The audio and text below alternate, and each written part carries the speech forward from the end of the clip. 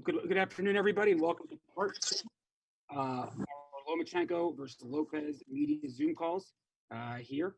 I don't think I need to go through all the details anymore. It is October 17th, live on ESPN and ESPN Deportes, 10 p.m. Eastern, 7 p.m. Pacific. All the lightweight belts on the line. WBC, WBC franchise, WBA, WBO. Teofimo Lopez is IBF, and also Lomachenko is the Ring Magazine champion. One quick programming note: earlier this morning, we were proud to announce that Fight TV will be the official distributor of Lomachenko Lopez in the United Kingdom. Air Sport will televise the event live in Ireland. The Fight TV app, you can order that for £9.99. So we've got great partners in the UK and Ireland who are now signed on to provide the great boxing fans in those nations access to the fight. So before we begin with Lomachenko and your questions, we're going to keep it to one question per person because we have limited time here today. We want to get to as many people as possible. But before we get to the questions, I want to kick it to our CEO and chairman of Top Rank, Mr. Bob Arum. Bob, opening comments when you're ready, sir.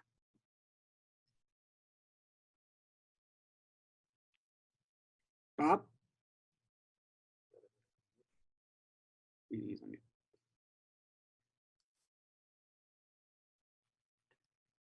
Bob.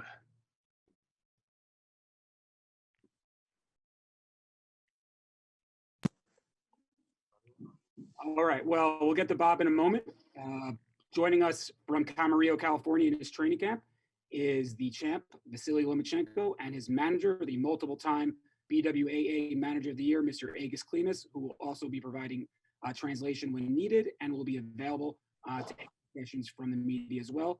Vasyl, welcome today, and can you talk to everybody in attendance today about preparation and how you're feeling 1 week before fight week?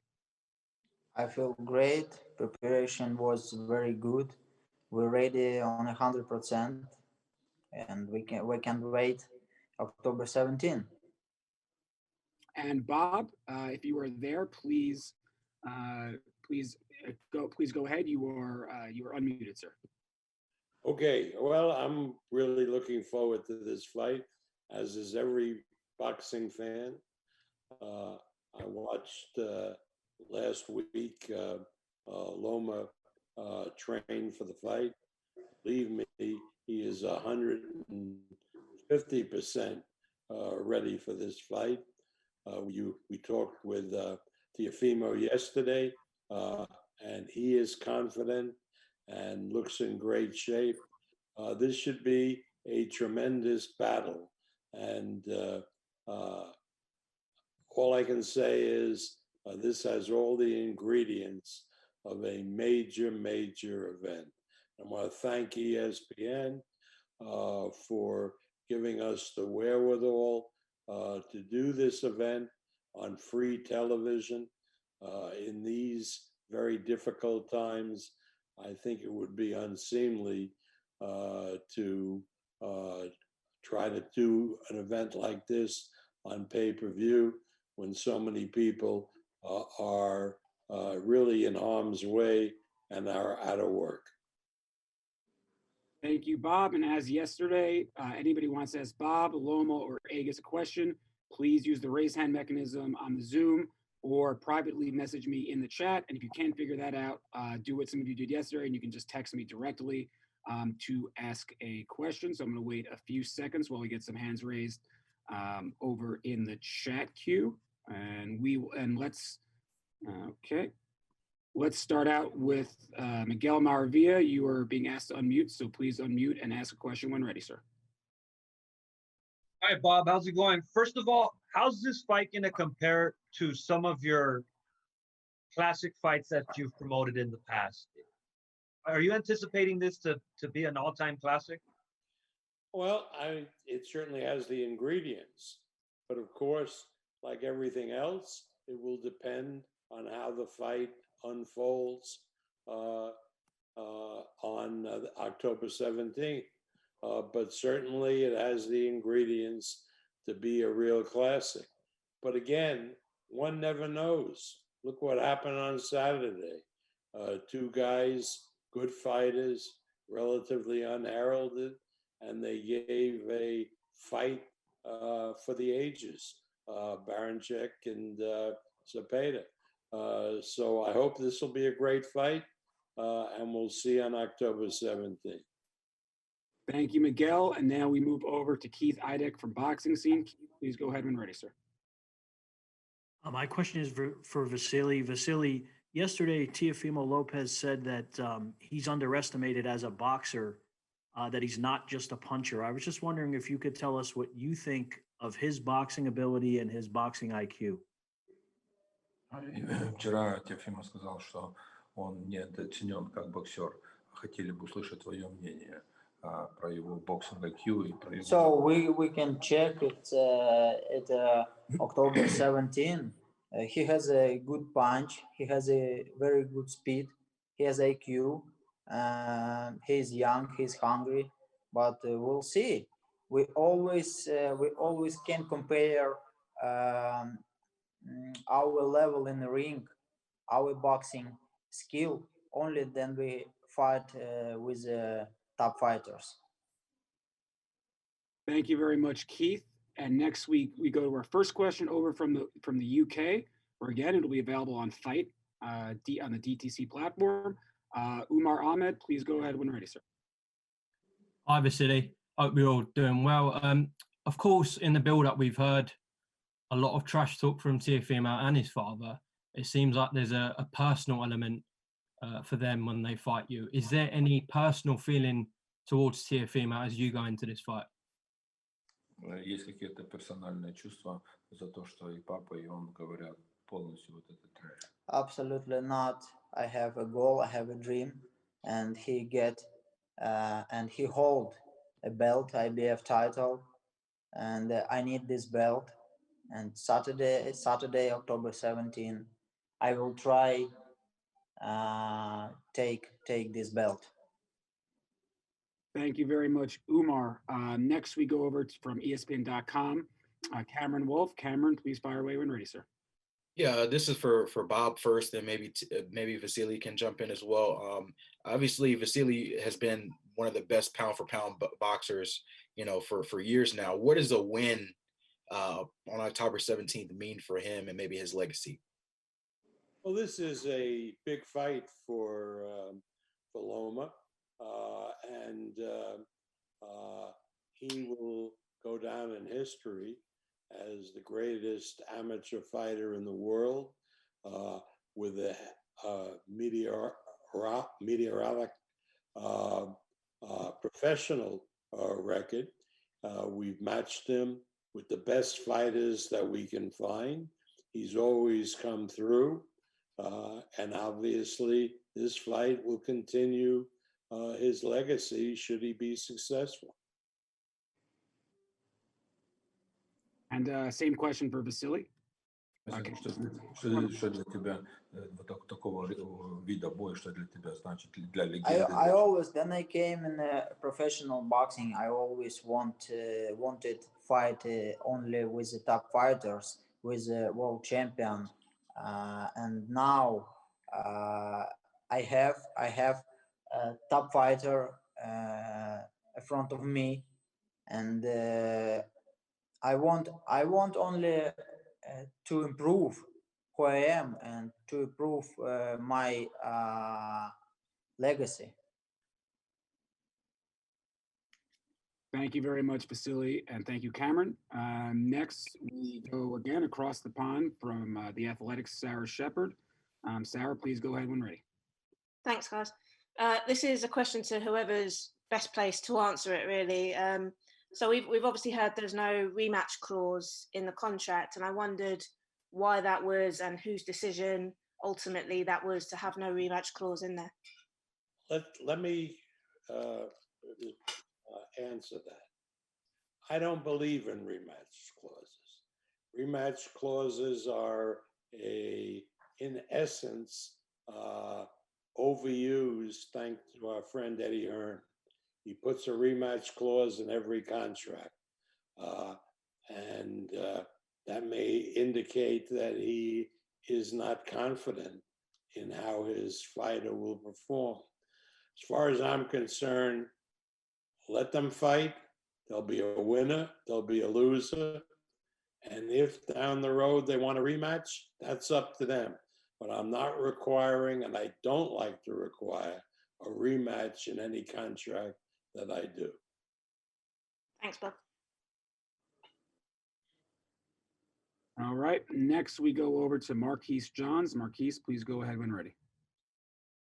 Thank you, Evan. Question just for Vasyl on this one, actually. Just after this unification bout at 135, did you have any plans on actually staying at 135, or were you had the ideas of moving down afterwards? It depends what happened after this fight. It depends what we can organize. I can fight 130 and 135. For me, it doesn't matter. What better choice will be? I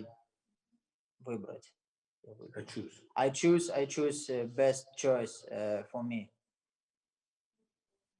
All right. Thank you very much for that.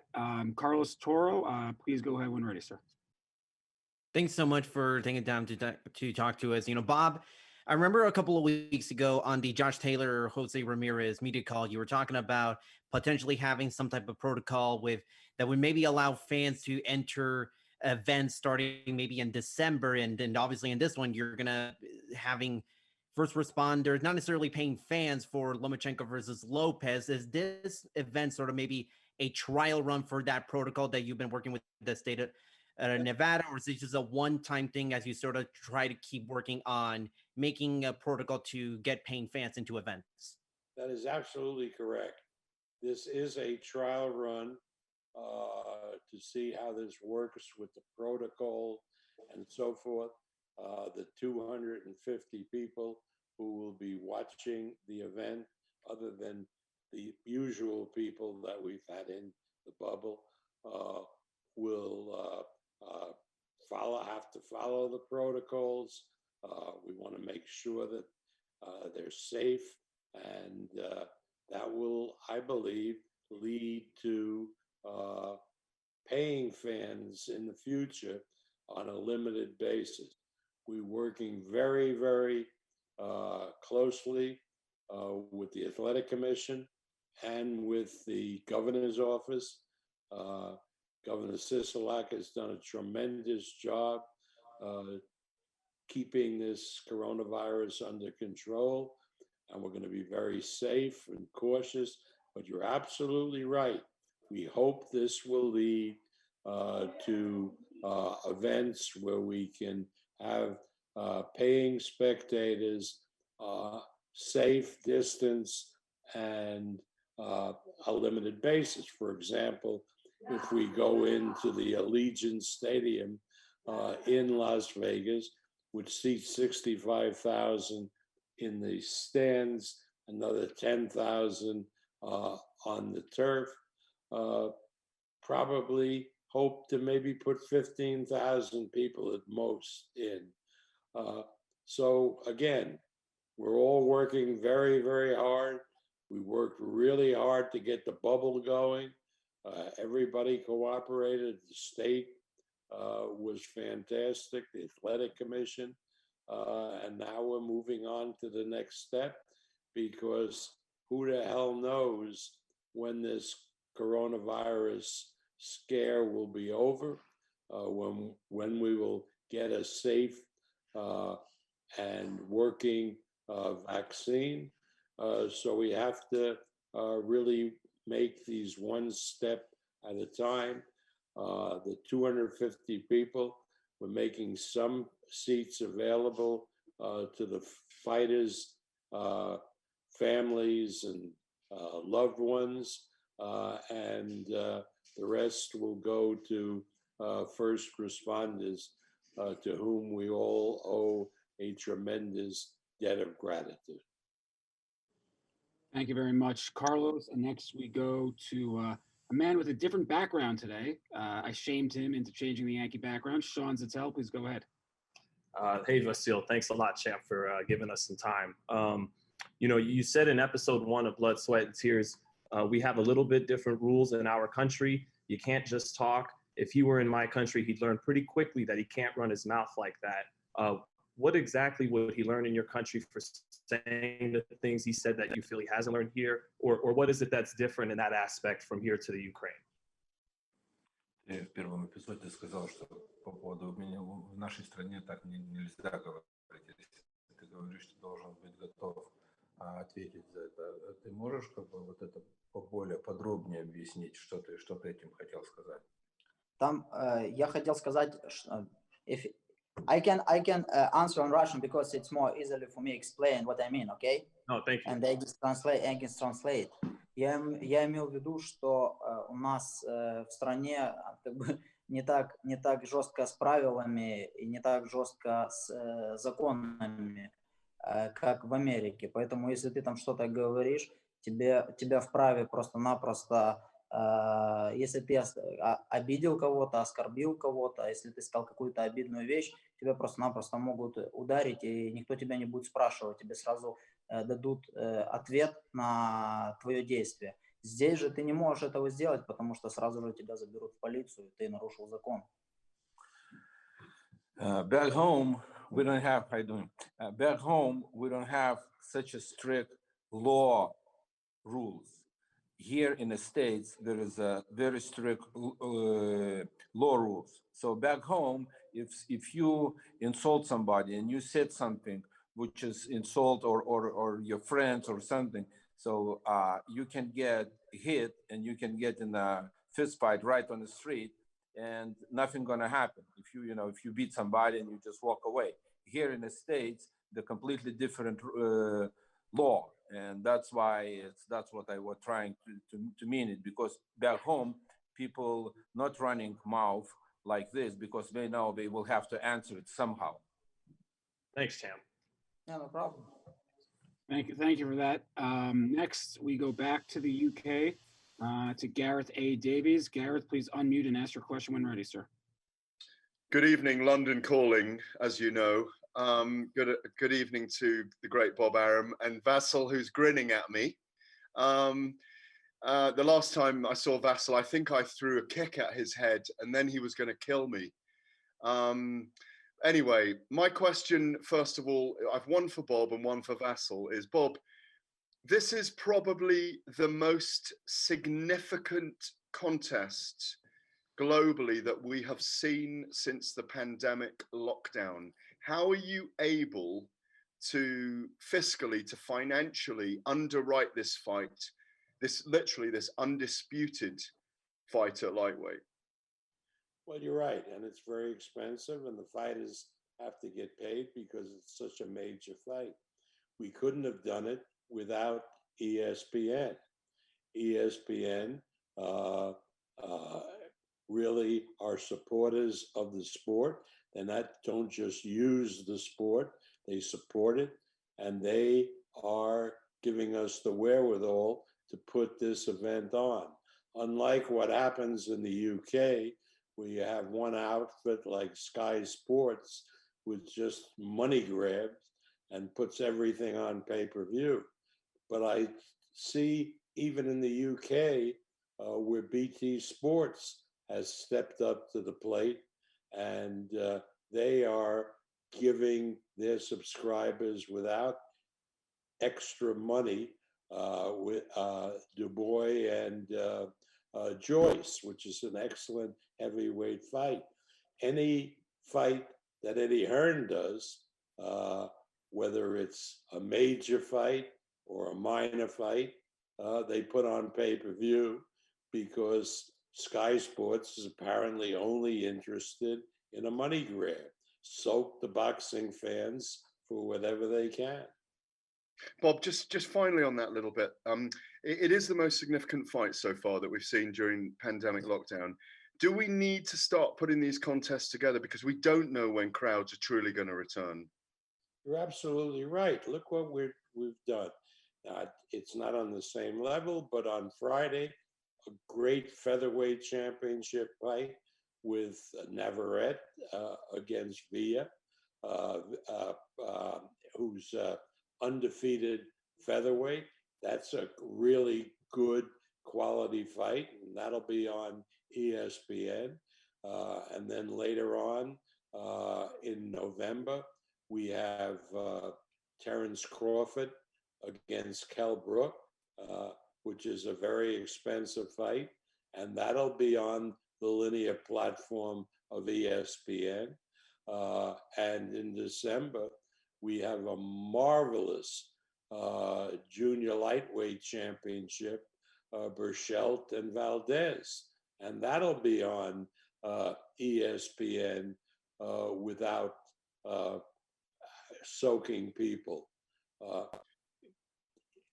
These networks have to understand how people are hurting, how many people in this country and in the UK are out of work because of this pandemic. And you can't really, I think it's really immoral to require people to spend money watching their favorite sport every week, every other week. What Sky Sports is doing in the UK is an absolute disgrace. I don't care if they never buy a fight from me. What they're doing now is a disgrace. Well, thank you, Bob, and thank you, Gareth, for that. Next we go to Ben Baby from ESPN. Ben, go ahead, sir. All right. Well, to follow that up, Loma, do you feel like, you didn't, the Luke Campbell fight wasn't a stoppage in the last one, but either way, you've been on a pretty good tear here recently. I mean, do you feel like this fight is a way for you to cement yourself as the most dominant guy in the sport, pound for pound? Ты был уже в больших боях. Ты думаешь, что этот бой для тебя будет самый большой бой, которого ты пройдешь? I don't know. I can compare after this fight and I can answer on this question, but we'll see. I know he's a top fighter. He is a good fighter. It will be not easy for me, but we'll see.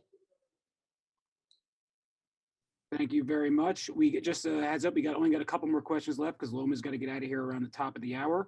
And just a reminder, this will be available on our Top Rank YouTube channel after it's done. So, and all content providers out there, feel free to take content from this presser and share to your viewers and listeners as well. We have no issue. We have no issue with that. So, a couple more questions. We go to Adriana Jimenez. You should be. I've asked you to unmute, so please unmute and ask your question. Hi, Vasyl. Hope you're doing well. Looking forward to the fight. I'm curious to see your thoughts and your reaction when you hear when Teofimo Lopez so confidently says that he feels like he'll win, but not just a regular win, but he's able to knock you out. I'm curious to see what your thoughts are when you hear that, and how do you visualize yourself winning that night? Когда ты слышишь, что Теофимо Лопес говорит, что он тебя нокаутирует, не только выиграет, а он тебя еще и нокаутирует, что ты можешь прокомментировать по поводу этого, когда ты слышишь? Я слышал, I heard this a lot of time from a lot of boxer, but it's not mean. Then you come in the ring, you forgot about your words, and you forgot about what you promised. You just try boxing, and you just try fighting. So for me, it's just trash talk. For me, it's just the words. We'll see what happens in the ring. Thank you very much, Adriana. And we go to one last question from the UK. Boxing UK, please ask your question when ready, sir. Thank you, Evan. A question for Vasyl, please. Vasyl, one of the things that Teo Lopez has described you as an old lion, and that the effect of 400 amateur fights will have taken its toll. Do you think age will play a factor in this fight? Еще один фактор, который мы слышали от Лопеса, что ты уже старый лев.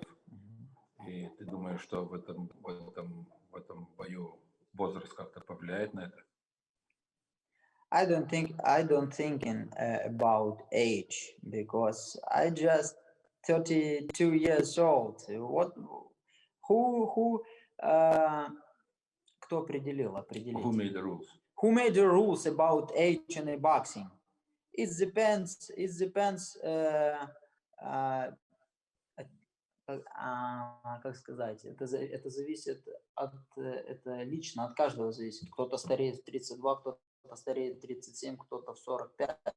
It depends on the personal lifestyle. It depends on the personal lifestyle. Somebody stay older and at 27 and at 30. Somebody in 45, 47. I feel great and I feel young. Somebody says Bob Arum is old, and somebody says Bob Arum is a still young man, and he's a bright man. Guy, So young that buck, answers right. the question. Age is just a number. Exactly. What George Foreman said. Age is just a number, and he won the heavyweight championship at age 45. Evan, can we ask Bob one quick one? One last question for Bob, please. That's it. Thank you, Evan. Bob, how you feel old? You hear him? I don't hear. Sorry, you're unmuted. Sorry, go ahead again. Sorry, Bob. The last time we saw yourself with Vasyl in the UK was over a year ago, and your relationship with Eddie seemed quite cordial. If your last couple of answers or anything to go by, has anything happened since? No, I like Eddie.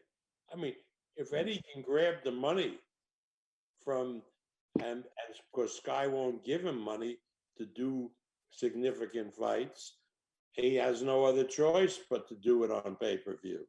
I'm sure if Sky really supported boxing and put up money to see some of these fights, which are good fights, but are not pay-per-view quality, like, and Igas will object, like Usyk and Chisora. That's a good fight, but it's not a pay-per-view fight. Why the hell isn't Sky buying that fight to show it to their subscribers without sulking them 25 quid, right? I mean, it's wrong. Is it wrong? There's a point of time, particularly in now with what everybody is going through, where these networks have to understand that this is the time for them to give back. And that's what ESPN has done. That's why everybody in America can watch Lomachenko Lopez without spending 5 cents. And that's all credit to ESPN. And they did it not just for this fight, they're doing it for the rest of the year. That's pretty good. That's when people talk about a network like ESPN, you have to give them credit for doing this. Thank you very much, Bob. And sorry for everybody who didn't get to ask questions today. Our time is up here. Quick reminder, October 17th, ESPN Deportes, 10 o'clock. And then Fight, the DTC platform in the UK, Air Sport in Ireland. Everybody can watch the fight. Thank you very much, Vasyl. Thank you very much, Igas. Thank you very much. And we will see you guys next week. Have a great day.